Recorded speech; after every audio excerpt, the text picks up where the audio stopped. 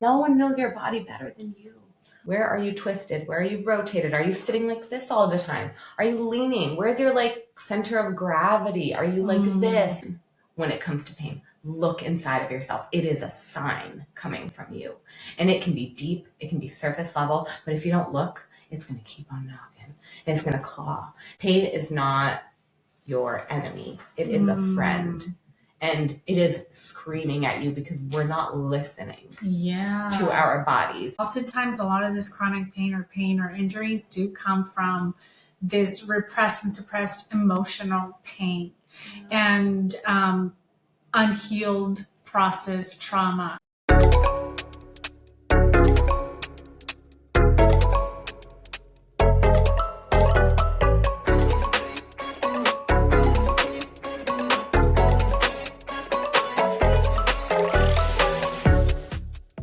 Hola, everybody. Welcome to another episode of the Heal and Manifest podcast. I am Cynthia. I am your host. And today I have a special guest. I can't wait to introduce you to her. No, sorry. Introduce. Yeah, you got it, girl. Hey, you're doing great. You're doing great. Life is perfect. Yeah. So I can't wait to introduce her to you. Okay. It's the being trilingual is a little bit hard, to be honest, but it's okay. Anyway, so today's episode is going to be on bodywork alchemy. We're going to be talking about how do we transform trauma into healing, but specifically with doing bodywork.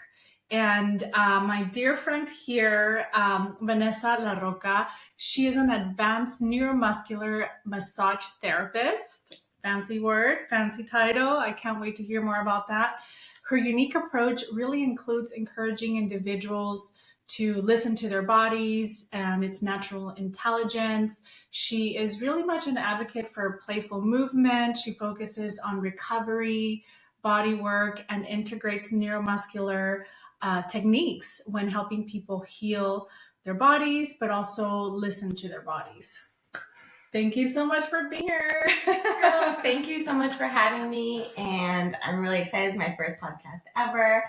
I'm just going to kind of treat it like a conversation with a friend because I think that's what we're looking for. Of course. In life these days, just the rawness of it. I just want to first tell the story of how we met because I feel like it goes along with what I do.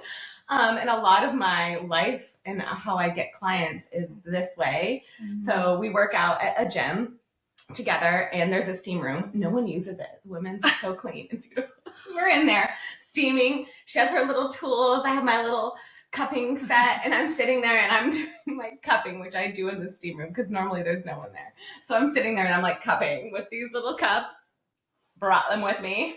And I'm like, and I'm moving them around and she's sitting there staring at me with her little wooden tools, like in shock, but also intrigued. So we started talking over that and I go over there and I cup her forearm in the steam room. And we just got on the topic of like empowerment and femininity and what we do in our lives. Also coming from immigrant parents, our background kind of merges and we've kind of come into feeling connected in that way, I guess. Yeah. So that was how I met her. You know? Yeah, we definitely have our like gym conversation. I'm like, this should be a podcast episode. Like we need to, kind of use this information and share it with other people that are really needing to hear these things. So Thank you so much for being here. Yeah. I can't wait to get into this conversation around body work and how do we connect to our body? How do we heal? You and I have had conversations about like how we hold so much tension and stress and trauma in our body, right?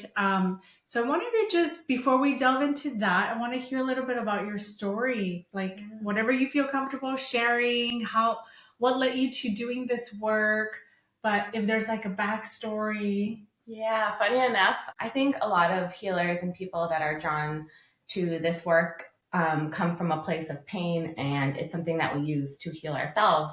Honestly, it's something that I think is ancestral for me. It feels very deep. when I have done some work with my spirituality, with reading, with diving into like past lives and things like that, I've read books. I'm just like always curious for things. I don't want to close my mind off to the world. Like whatever I want to receive, I just take it in and I try it. So this body work has really led me to kind of look at the world through a different lens. And I really want to share that with people, you know? And I think what led me to it is I had a lot of issues as a child. Like I have pretty severe ADHD. It's intense, you know. My whole life, people have told me I'm too much.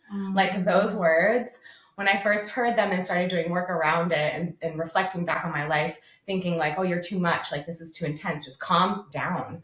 And that was my whole life, you know. And so I suppressed myself, and I eventually became an addict, and I found opioids and antidepressants to like calm me down, because in a way, like I've done a lot of work looking at my past and seeing like, why did I do these things? And it was just like the things that I've learned along the way and how I was coping at the time with my pain, and learning that substance is just like an overlap for pain, you know, and what you do with it. So it's not like the drugs, it's what you use them for. So I think a lot of my story surrounds that, and my past with addiction and coming into recovery, trying to heal my body and feel better when I'm sober, not using substance to numb myself. I want to feel comfortable in my skin. I want to feel good, and my body to feel loose and feel happy, you know? So there's things that you can do that are really simple. And I've kind of learned these things along the way.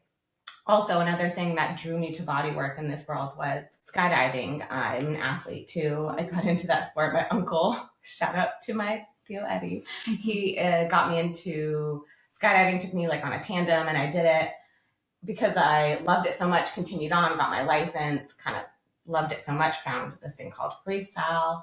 It's like dance, yoga, and movements with a teammate that you do together in unison. So that sport and that training and working really hard, traveling, skydiving, like hundreds of jumps together with my partner, you know, so I've had a lot of injuries from that. And because of that and the pain, I sought out chiropractic care, massage, and things like that, because that was something I knew from childhood. Because coming back to the ancestral roots, my mom is a massage therapist. She does Reiki. She's a healer. And one thing I really love about her is she is like a light in this world. That's what, in her touch is so powerful. Like she touches you and you just feel like, whew, like love pouring from her soul. And I feel my vibrance in my soul and my lightness is from her. You know, she gave that to me.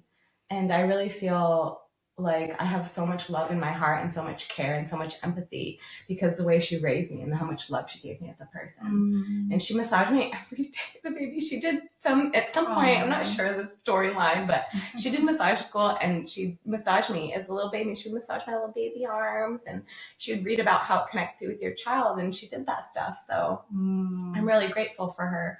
She gave me kind of an intro to the world of massage through touch as like a very young baby. So now I'm like, I love touch. It's almost a bit much. Someone touch me, I'm like, oh.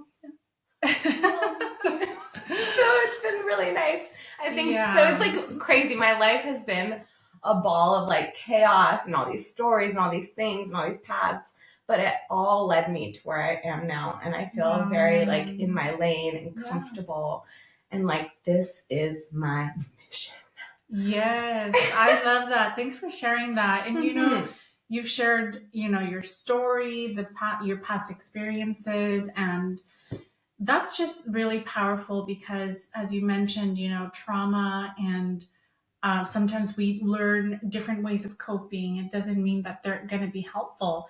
And a lot of it is because, as you mentioned, feeling like too much or always being told that you're too much, and you know, the ADHD symptoms that were probably coming up for you, they just felt like you've had to find a kind of way to cope and deal with that. And sometimes what happens with a lot of clients that I do see, it feels like an easier route to just numb, to disassociate, to distract ourselves with certain things, right? Like drugs, addictions, or other things. And because it's too much, sometimes it feels like it is too much even in our body, right? And as you bring it back to in your experience with your mom, and also with feeling the healing power of touch and body work, that kind of, it seems like that kind of helped you regain that self confidence, or that ability to reconnect back with your body. For sure. And it's funny how confidence wasn't really something I had as a child. Like, I was bullied. I had like a terrible list. I was acne. People called me proactive. It was pretty bad, but I did have a group of friends that really loved me and saw me and were weird like me. We were strange little creatures together. And so they made me feel seen. So I think it's really important for people to find a place in life where you feel seen, wherever that is. If that is a group, your rock climbing buddies, your group meetings, you can do like different kinds of therapy and things that are for free. Like, you know, there's different groups that you can do that are anonymous that you can show up to. They have so many different arrays. You can go for codependency, addiction, like it's endless. So I think that there is a place and a time where you can invest in that in your life, because it will really help you be happy and feel connected and seen. I think being seen is such an important thing. And feeling like the people around you have seen the world like through your eyes, I guess. Of course. So what was the point for you that led you to think, hey, this is just not the kind of life I want to live. I want something different for myself? You know, addiction's kind of funny. I don't know. I'm just going to speak from my personal experience. For me, you know, life has always kind of been beautiful to me as a child. Like, I found nature and animals very inspiring. Like, that was my version of my higher power. So I had drawn myself like from nature into feeling connected to my spirituality. And then, you know, diving into that as a kid, I felt like that gave me such peace, you know, being with nature and animals and the peacefulness in it. And later in life, I read Ep8 Tolle, and that gave me the same love of nature and feeling like I find my version of God in that, you know? And so escaping there really helped me, because being around animals, they don't judge you for having a lisp or being strange. Like, they just with you and they love you for who you are. So I think just accepting and experiencing that love, it helped me carry that into my work that I do today. So I love that. Yeah. And with the body work, can you explain a little bit of like neuromuscular therapy, what that looks like, what that entails? Yeah. So, okay. Neuromuscular massage therapy is like advanced body work. There's a lot of branches. It's like, there's so many different kinds of massage therapy, titles and realms. So there is like a licensed massage therapist, a certified massage therapist. In California, they do like they don't do licensing, they do certifications. So instead of having your like license, you do it that way. But then you can go with school. So you go to a place called National Holistic Institute, which is honestly the best place in the world. It is a college for massage therapy, a trade school, which I highly recommend.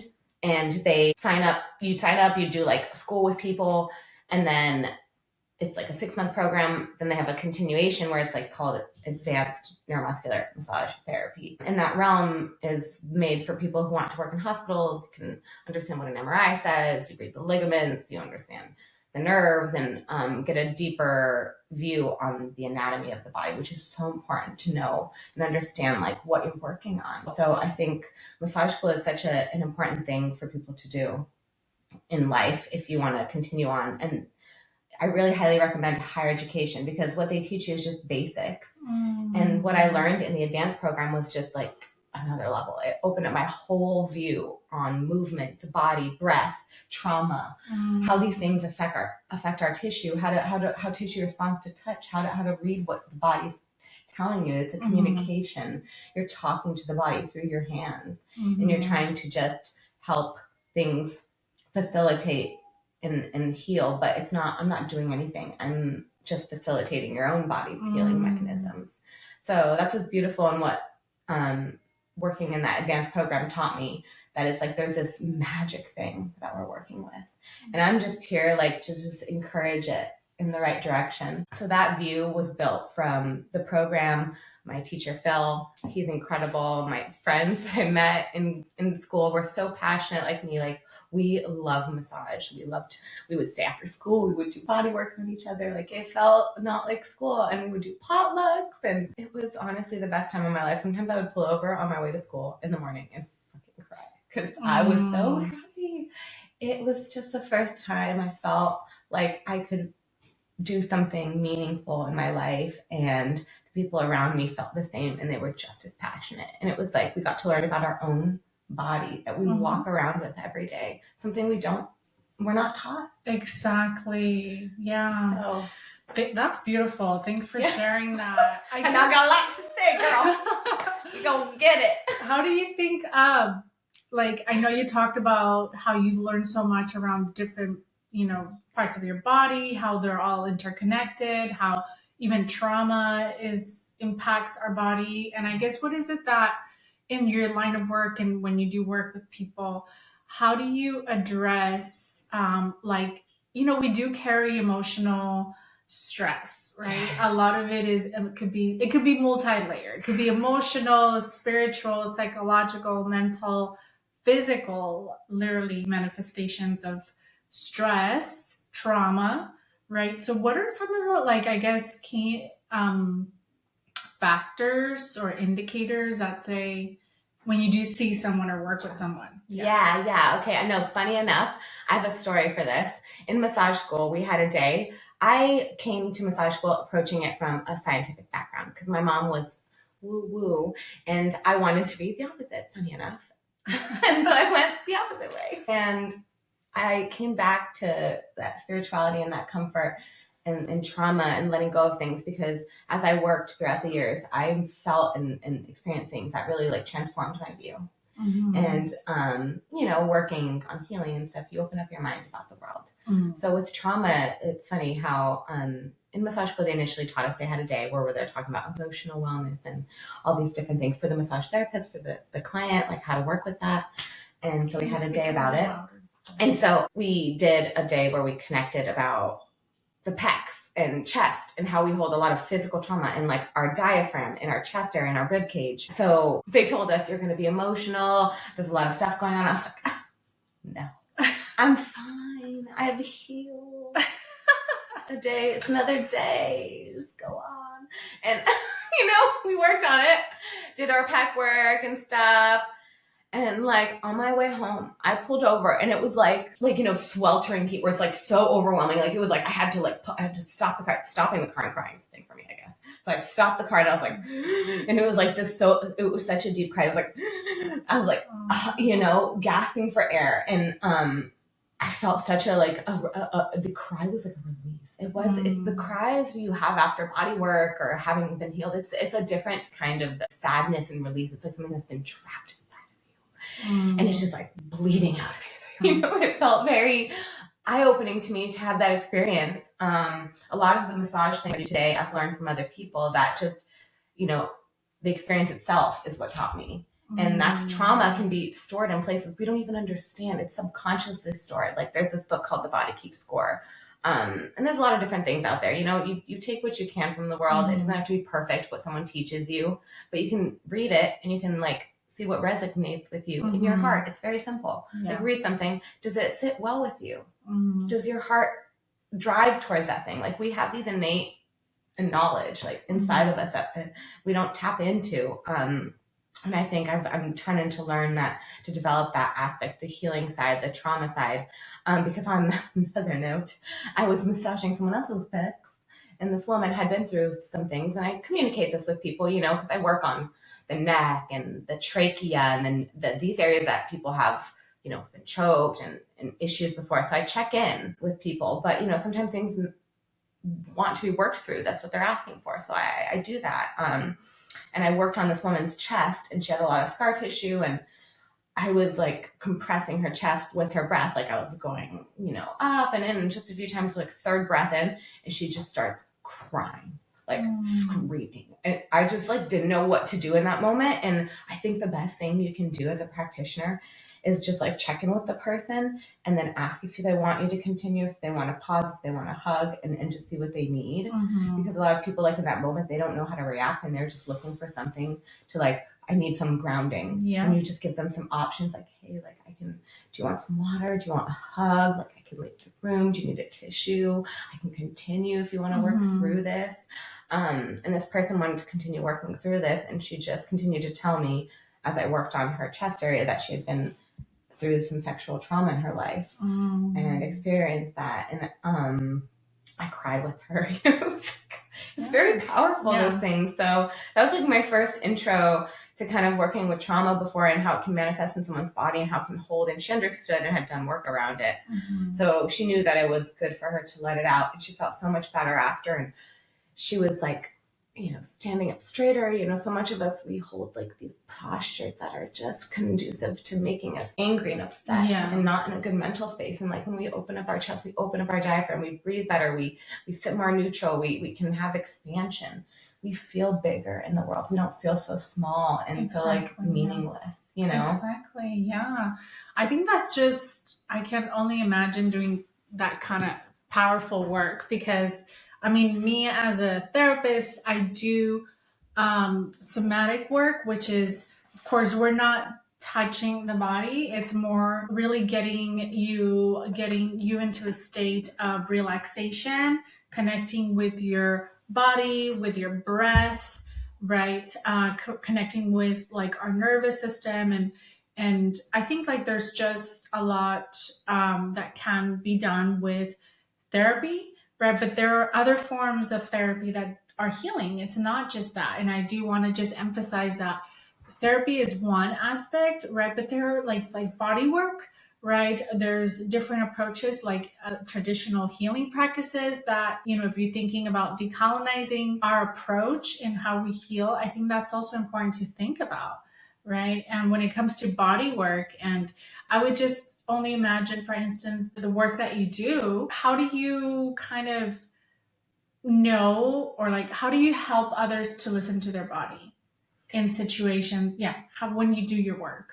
It's funny. It's crazy how much people know what they need and they say it verbally all the time. Like, oh, it's crazy. So I'm just like sometimes helping them see what they're saying and what they're doing because it's very simple. Like I try to keep it simple with people. I've learned that from working with a lot of physical therapists and incredible human beings who the reason I am who I am today is because of those people. Like I am working and they're working through my hands. Like I truly feel that. I give thanks to all the people that have helped me along the way and who have inspired me to be who I am because it's the reason I am like here today. But what we do with that power is really important. And I think people can be in a vulnerable state too. How do you teach them how to listen to their body? Okay. Yes. Okay. So a lot of people know what's going on. So let's say someone has an injury and they're like, I don't know what happened. I have no idea. And then I start talking to them. So a verbal approach, like I just start communicating like, okay, let's talk more about this. What's going on? Well, how much does it hurt? When did it happen? What do you think? And most of the time they're like, and we've talked a bit. And in the middle of talking, I get like a gem of what's happened. They're like, we were lifting boxes the other day and when I twisted, I just felt something weird. And I just, and I was like, oh my gosh, there it is. You know what happened. That. And a lot of it is just taking away all the little fluff around and figuring out like, oh, this is probably where it began. Or there's usually a tiny, tiny whisper inside of people like that we know what happened when we injured or where it came from. Like, and we have to listen. So I try and teach people to listen to that intelligence inside of them. It's usually a whisper, like a gut intuition, a feeling like, I think I did it this way. So I think that honestly empowering people to know that they have a lot of power already. They just have to become more aware in their own life, just a little bit more present in their own 2 feet. And that is natural for us to come into. It's just like bringing awareness, practicing things with yourself. Like, for example, if you're doing an exercise, instead of just doing an exercise and mindlessly doing it, synchronizing your breath, coming up in from a lunge, and then as you breathe out, you're coming down into a lunge. So just connecting yourself mentally with your physical body and touching base, like feeling your breath, trying to move your breath. We have 4 quadrants of breath. We have our chest breathing, diaphragmatic, lower breath, back and side to side, lateral breathing. So just learning your own body, getting into touch with it, doing some meditation, some breath work, some different kind of working out where you're not just mindlessly like, oh, I'm going to tune out. It's great to do that. I Netflix on my stairs all the time. It's fine. But sometimes it's important to tune into yourself and focus on that. And it's hard to do. Nobody wants to do it. I don't want to do it when I do it. But after I connect with my body And that's what I need. I'm running away from things as, you know, as an addict and as a person. So I think it's something that you kind of have to do, even though you kind of don't want to. So I tell people to connect with themselves, do meditation, do some breath work, trust the process, see, like, look at their bodies. Where are you twisted? Where are you rotated? Are you sitting like this all the time? Are you leaning? Where's your like center of gravity? Are you like this? You know, I tend to do that. So I try and think about bringing my neck back, you know, just thinking more simplistically about your life and not just doing these habitual things where we hold patterns because this feels comfortable. And well, that's lazy. If it's comfortable, then we need to move our body around and do something a bit different, you know? So I think changing that perspective. Yeah, because I do see, and I think it definitely has happened to me and to a lot of us, right? It's like that mind-body connection, right? But also we are creatures of habit. Yes. Right. And often habits, sometimes we do habits that are not as helpful for our bodies, right? For our health and our wellness. And I do think that even like just movement, even thinking about going to the gym, or it's like, I know some people are just have like super loud ass music, you know, or just like tuned out. They're so tuned out that they're like, oh, I'm probably just repeating because I want to grow that muscle. But the reality is like, how are you like even connected? You know, are you to your body? Are you noticing the movement that you're doing? And does that feel good? Do you have some pain in there? Exactly. You know, rather than just kind of the next day be all sore and like hurt. And I know that because that has happened to me. And I'm like, when I have had these conversations with you at the gym, I'm like, hey, I'm feeling pain in XYZ. Like, what do you think might be happening? And then you bring a lot of these things to my awareness. And I'm like, damn, like I would never think in that way. And I'm like, you're badass, because I'm just like, I feel like I can trust you because in the ways that you're communicating, the way that you explain to me. And I'm like, wow, this is information that obviously I didn't go to school to. It's not a practice. It's not something that I always think about. Yes, girl. No, absolutely. I'm so happy to empower people because that's one thing that I recently like been thinking about with watching you blossom and like seeing you flourish in your space. And it's just being like an empowerment person where I'm teaching people like you have the power to understand these things. Like it's so simple sometimes doing this breath work and these practices. Like you have to be a warrior in your life. That's one thing I really love about facing my fears and doing skydiving. Like it's taught me to be a warrior. Like I needed to be a warrior in my life because, you know, there's familial strength and ancestral strength where people fought wars and did crazy things for us to be here right now, to be tapped into there. So I touch base with that warrior within me when I work out, you know, and it's not perfect. It's like you do what you can, you know, I'm not here to preach anything or tell people what to do. I don't care. You can take this concept and literally apply it to your life exactly how you want it. You want to listen to your music and tune out, that's fine. But tune out and try to focus on your breath and tune into like the relaxing and focusing on that like warrior within you where you just tune in and focus. Yeah. So I really want people to think about like movement and working out, like you're training the warrior within you. You know, what do you want to show up in a situation when you're trying to play with your grandkids or when you're wanting to climb a tree and you've like had too many drinks, whatever it is, like you want your body to be able to do these things. And if we're just mindlessly working out, we're going to get injured because we're living our lives in our body mindlessly. Exactly. So we need to be aware so we can injure ourselves less, because then you'll go about your day and you won't smack your shoulder. That happened to me all the time. Like I was like banging myself around. Like I was constantly not aware of my body until I had to become aware, because training in the tunnel, you know, you're flying in this little tiny tube and one little move on the glass you go. And you are humbled. Yeah. Oh, yeah, for sure. I know that you've mentioned that you do integrate playful movement. How do you do that? How does that? Oh my gosh, this is a huge thing. And I think it is like the most important thing in the world right now is people have gone away from being playful. Yeah. I mean, I look at animals when I was a kid, like you watch a squirrel, they're like on the tree, they're rolling, they're fighting sometimes in the meeting. Okay, yes, they're doing those two things, but sometimes they're playing. And things play. Like crows will take something, they'll run around and they chase. Dogs will hide behind you to make sure you're watching. And then there's this playful aspect of animals. And like you see how joyous like a dog can be, and they're constantly playing. Look at the things that are happy, things that have lightness in their feet and they're like bright. They're playing, you know? So, and when we're kids, we play. And the older we get, we stop playing. We become more rigid. We become kind of awkward. Like, oh, I want to touch her leg. She'll think something. Oh, God forbid. Oh, Lord. This person think I'm like doing something because I'm like touching their shoulder. I'm just like being playful. I'm like grabbing them in the gym and be like, ah, you know, whatever it is, scaring them around the corner. Like, I think it's fun to do that stuff. It's enjoyable. I laugh. It makes me happy. So do it. And one thing I like to think about is what I tell people is like, if you're walking on the ground, right? Or like the side, you know, jump on the curb. Oh my God. Jump on the little thing. Jump on and off. Do a single leg squat. Have some fun. Like, don't just walk places, just. Yeah.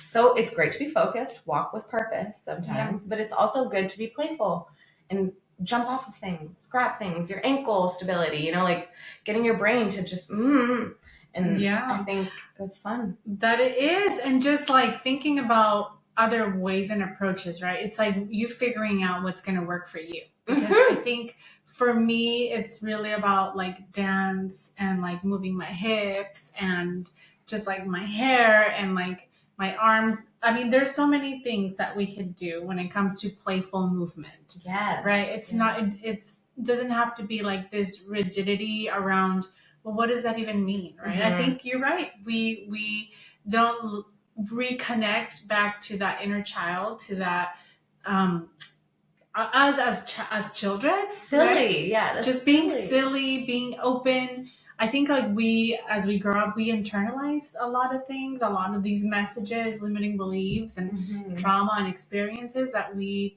don't allow ourselves. We don't give ourselves permission to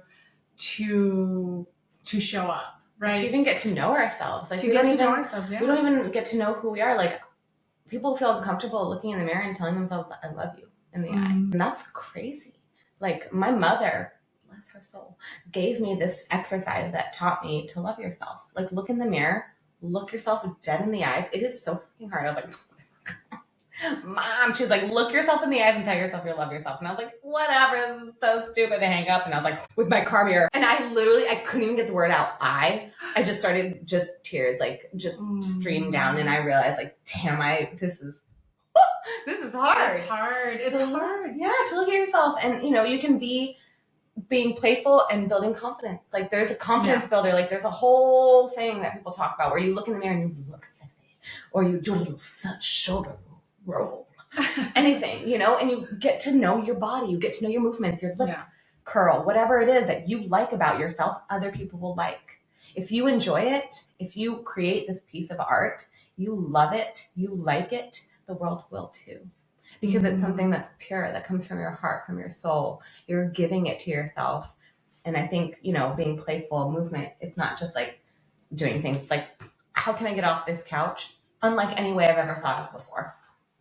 You know, and then, you know, whatever it is. Like, I do that all the time because it's so fun. People think I'm great. They come up to me, all that, like, people approach me in the wild. I'll be doing something like, what do you do?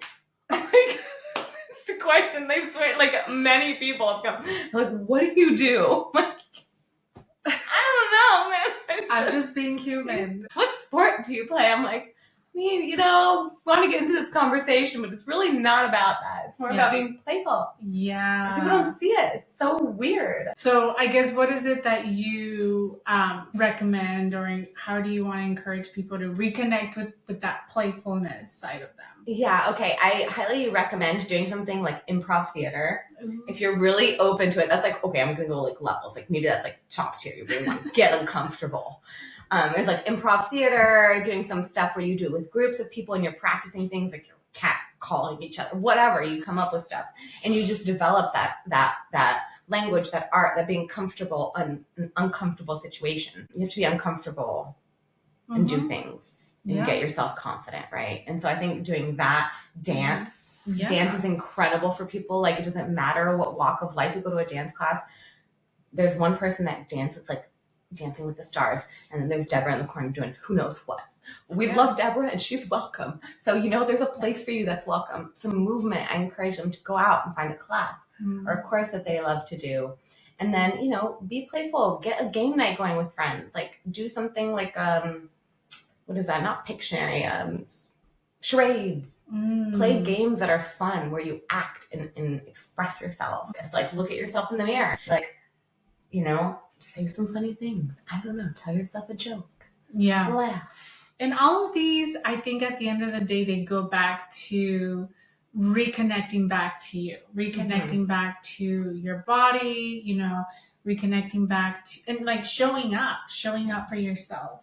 And I think this has definitely a lot to do with, I'm sure, like body work and the work that you do, right? Because you're not only like helping people heal and understand and listen to their body, but you're also showing them and empowering them that they can show up in these different ways, right? In the body that they have, in their abilities and their capacity that they have, right? But to be able to explore these different aspects of themselves. Yeah, and to like feel good in your body. Like everyone wants to feel good in our bodies. You want to wake up and kids feel good. They're like noodles. Yes, they heal a lot faster than we do. And over time, we slow down. But what is it about us that we're getting tight, tense, and tired all the time? Like, what's happening? And there's so much tightness in our bodies because we're just moving the same way.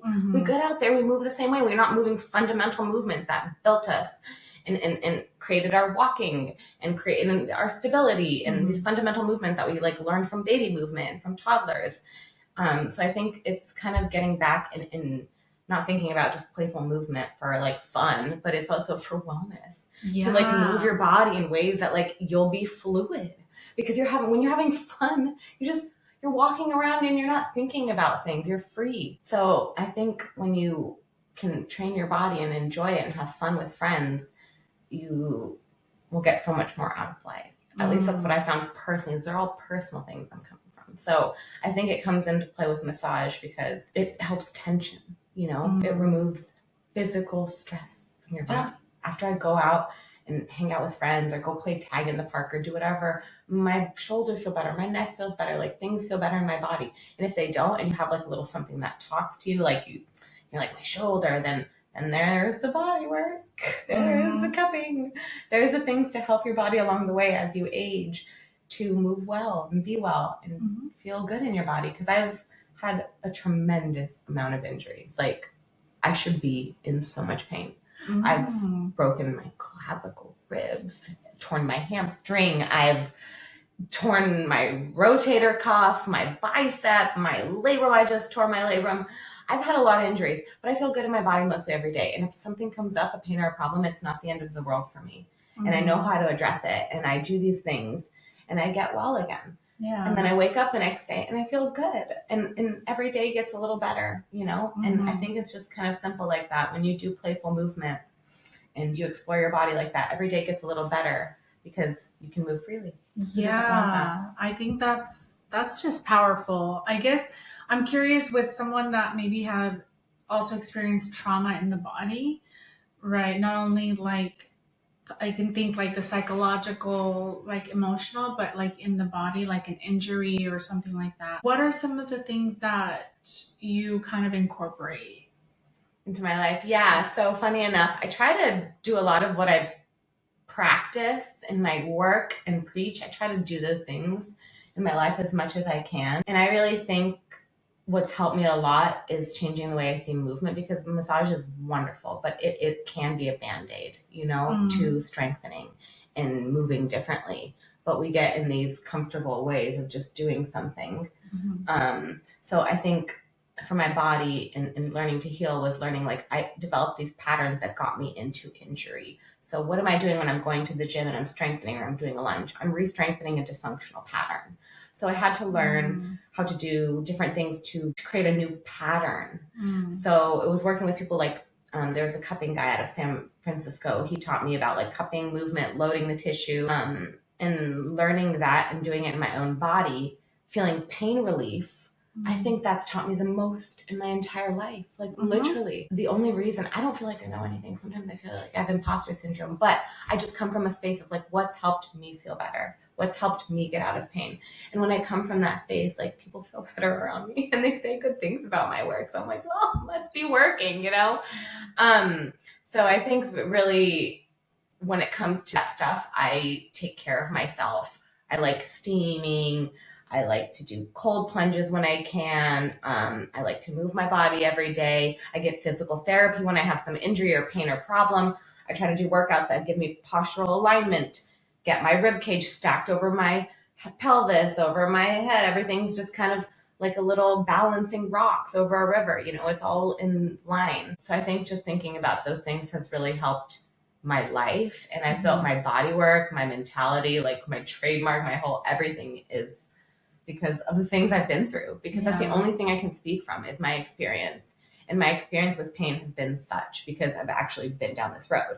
If it worked for me, maybe it worked for someone else. And I've educated myself enough to understand things, and I want to continue that education. I'm hungry for it. Like, I think that's really important to stay hungry. And when I'm hurt and when I'm injured, I'm hungry for more information. And that injury leads me to understand myself, my body.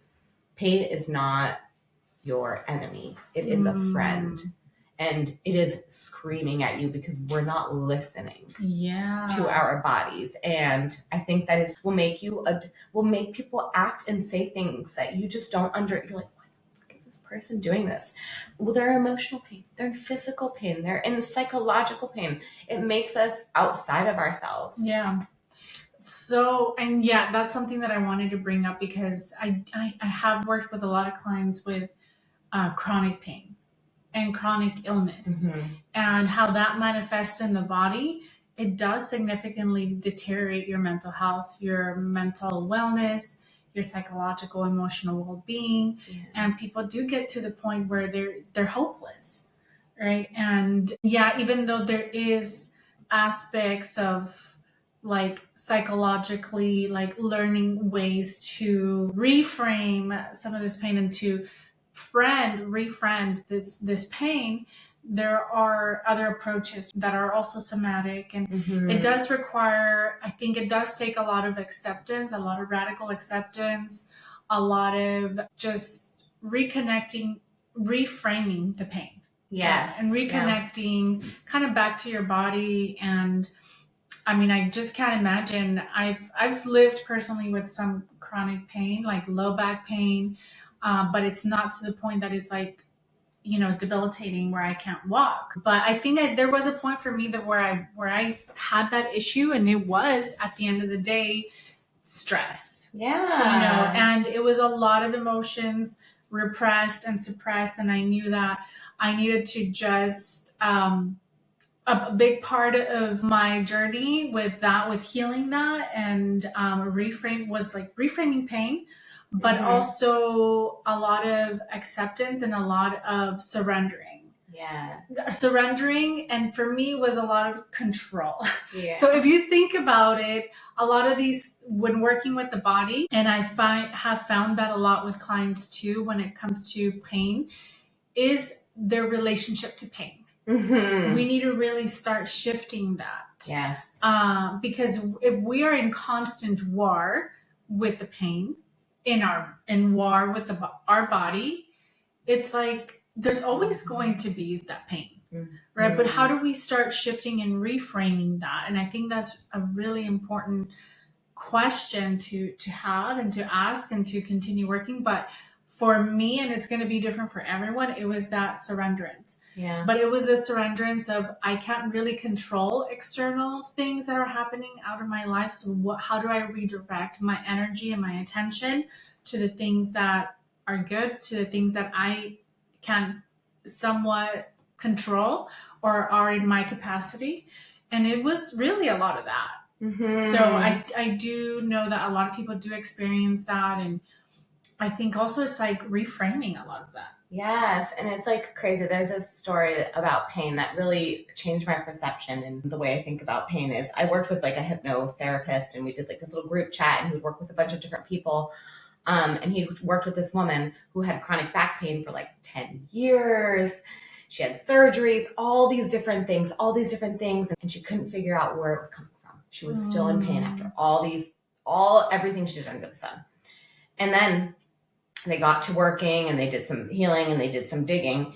And it came down to what he understood and what he kind of saw was, you hate your job so much that your physical body created a chronic low back pain that you believed so much that you went and got surgery for it. Wow. But you didn't change your job, and your body continued to tell you with pain every single day, every single moment, everything you did, nothing worked. Why?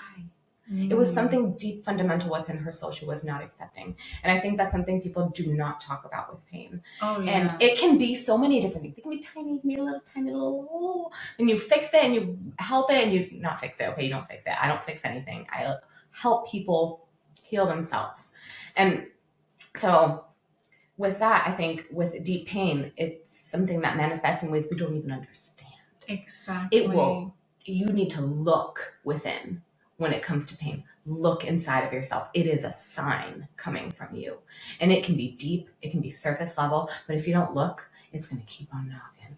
And it's going to claw, and it's going to start tearing. And then all of a sudden, it's going to bust through that door, and boom, there goes your injury. You know? And so I think it's just like really important to put word to that, because I think when I heard that, it blew my mind. And then at the end of what he talked about with this woman, she talked about this, had like a breakdown, cried, and literally got up and was like, I don't feel the pain anymore. And I'm sure, who knows, maybe it came back, who cares? But the fact that she physically and psychologically connected to her subconscious mind that I have created this pain so I could get out of work and not be present at my job and be showing face, so I can have an excuse to be home. That she put herself through that much physical pain because she didn't want to be there. That's just, when I hear that, it just, my heart goes out to people. And I really like, this mission of mine is really to just help people understand and empower them and give them their power back. Because sometimes you go into the world and your power is taken from you. You sit in front of someone with a cloak and all these fancy things in front of you and what you need, and you're just feeling they're like a little sliver of a person. Like, what? Yeah. I have no knowledge. You have everything. Yeah. No one knows your body better than you. Like, and you have your entire lifetime to figure it out. It's a blessing. And so I just like, I'm gonna wake people up. Yes. Just, I've been through it. I love that. Yeah. I totally feel you, and you're so right. Oftentimes a lot of this chronic pain or injuries do come from this repressed and suppressed emotional pain. And unhealed process trauma, right? And emotions that perhaps we have not really tend to or explored or processed. So I think it's all connected. It's all connected. I am wondering, I'm curious, how can people work with you? What are the currently things that you're offering? And where can people find you? Yes. Okay. So me and my lovely ADHD barely have life together. No, I'm kidding. Because of this woman. This blessing here. Thank God for her. She helped me get an assistant who's a lovely person and is helping me get my life organized, do my Yelp. I've always blessed enough. The universe has been so kind to me. Word of mouth has helped me a lot. But I'm going to be on Yelp. I got a business name. It's called BossBitchBodywork. I'm empowering bitches up for it. So, you can find me on Yelp. I have an Instagram page, bossbitchbodyworksf.